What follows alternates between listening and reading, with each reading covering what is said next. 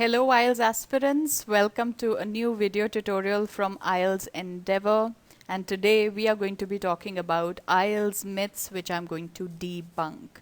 So what are IELTS myths? IELTS myths are the things that people tell you about, things that people keep saying or you hear very often about the IELTS exam which are not true. So I'm going to tell you which statements about the IELTS are not true so that you don't get confused in your exam.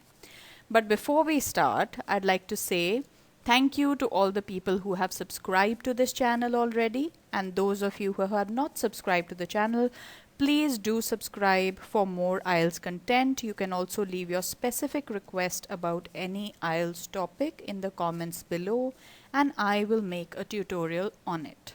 Now, getting back to IELTS myths, let's look at what these false statements are.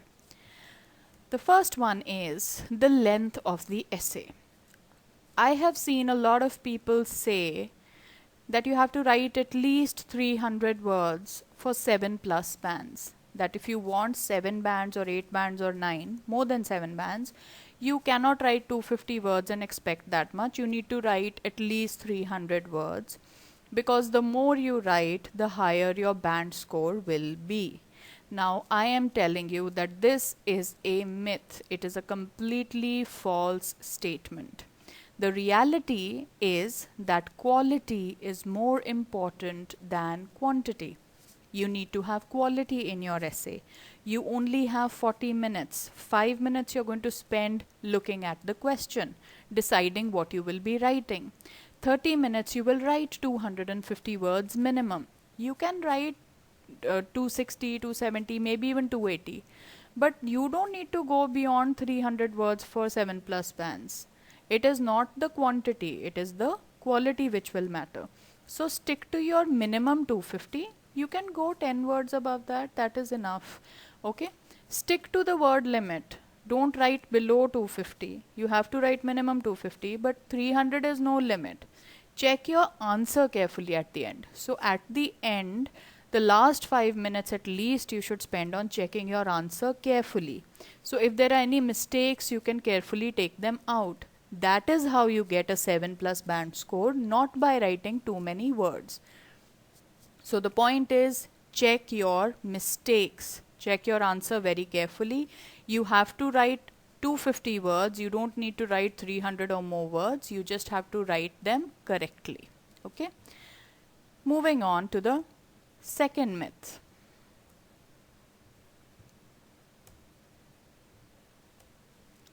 The second myth is about the introduction. So the myth is introduction is the most important paragraph for writing, so spend more time on it. If introduction is good, the overall score will be very good. This statement is false. Introduction is definitely important, there is no doubt about it, but it is not the most important paragraph of writing. There are other very important things in your essay. Let's look at the reality. The body of the essay will have more weightage because that is where all the ideas are. It is in the second and the third paragraphs, the body of the essay, where you're actually talking about your task. Right? So that definitely has a lot of weightage. Introduction is important, but you should not waste too much time on it. So what happens is somebody will come and tell you introduction is most important. So students start doing a lot of introduction. They spend too much time, they waste too much time writing some like 4-5 lines in the introductory paragraph.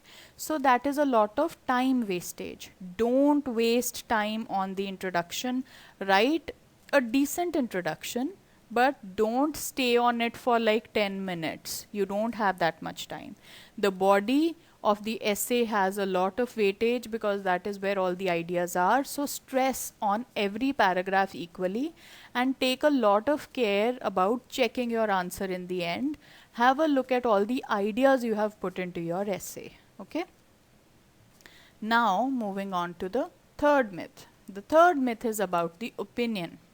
So the myth is always give your opinion in the essay even if it has not been specifically asked. So people say that Even if they have not asked you in the question, you are expected to give the opinion. Always give your opinion. This is absolutely wrong. Okay? You have to do what the question asks you to do. You are marked according to your task response. Okay? There is a special set of marks which are allotted for the task completion, for the task response, which means you have done exactly what has been asked in the question, that you understood the question and you responded adequately. Okay? So if they have not asked for your opinion and you're giving your opinion, it means you did not understand the question and your marks will be cut. So don't make this mistake. The reality is that you should always stick to the question, otherwise task response marks will be cut, because they will think I didn't ask for the opinion, or the question does not ask for the opinion, but you are giving me your opinion. So naturally you have not understood my question. So task response will be not adequate then. Okay, it will be inadequate. So give your opinion only when the question asks you to do so. If it is specifically said give your opinion, what is your opinion, then you give your opinion, otherwise do not give your opinion. I have an example regarding this. Let's look at that. So opinion based essays like this. Many people believe that women make better parents than men, and that is why they have the greater role in raising children in most societies. Others claim that men are just as good as women at parenting. What is your opinion? It has clearly been asked, what is your opinion?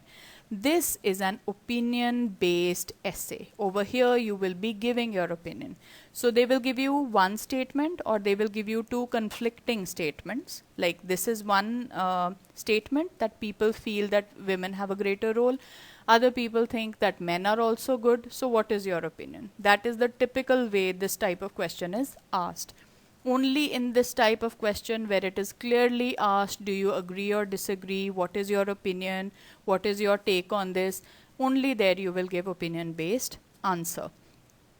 No opinion needed is this type of a question. As the world becomes technologically advanced, computers are replacing more and more jobs. Describe some job positions that may be lost because of computers and discuss at least one problem that may result. So over here, they have not asked for your opinion at all. Okay, so don't give your opinion. It is a simple question. A statement has been given, which is a fact that technology has advanced and computers are replacing jobs. So this is the statement. Over here, they have asked you to describe the problems, which all jobs will be lost. That is your task. So do what the question asks you to do. If it does not say give your opinion, then don't give your opinion. If it says give your opinion, then only then give your opinion. Okay? Moving on. The fourth myth in the IELTS is discussion. So the myth is always discuss both opinions to write a balanced essay, which is wrong. It depends upon what the question asks. Once again, if it says discuss both opinions, then discuss both opinions. If it says talk only about your opinion, then talk only about your opinion. Do not write a conflicting essay. The reality is, stick to your opinion and don't write confusing or conflicting statements. Give both opinions only if it is specifically asked. In some questions, it is specifically asked that you give both the opinions and then you tell us which one you like better. Okay? If that is the question, then you give both opinions. But mostly that type of a question will not come. It is generally about your specific opinion. So stick to your opinion and don't write confusing or conflicting statements. You will be doing yourself a disservice by doing that. I have some examples for you. Let's look at the examples. So over here, only your opinion type of essay is there and both opinions type of question is there. I will show you both. So look at only your opinion type of question. Some people think that universities should not provide so much theoretical knowledge but give more practical training throughout their courses. What is your opinion on the matter? Only one opinion is asked. What do you think about it? Your opinion. So stick to it, okay? So over here one statement is given and your opinion has been asked. So you will stick to your opinion. In both opinions, this type of question will come. Some people think history has nothing or little to tell us, but others think that studying the past history can help us better understand the present. Discuss both views and give your opinion. Over here, it has clearly been stated that you have to discuss both the statements which are given here, the pro statement and the anti statement. Both are given. You have to discuss both, okay, and then give your opinion. So over here you have to discuss both opinions. Over here you have to discuss only your opinion. So the basic idea over here is always stick to the question, always give what is asked in the question, only then you will get your task response marks. All right. Now please go to this website www.freeieltsprep.com with hyphens in between. It's my website. There is some free material over there. Have a look at it. There are solved examples. They might help you in cracking the IELTS exam and getting a better score. It's all for free, so I don't think it should be a problem for you to access the website. And kindly subscribe to the channel. Like, comment, share it with your friends so that they can also benefit from it, and put in the comments below what type of questions or what type of IELTS topic you want me to do next. I'll be more than happy to do so. Thank you so much for joining me, and I'll see you in the next tutorial. I hope this helped you.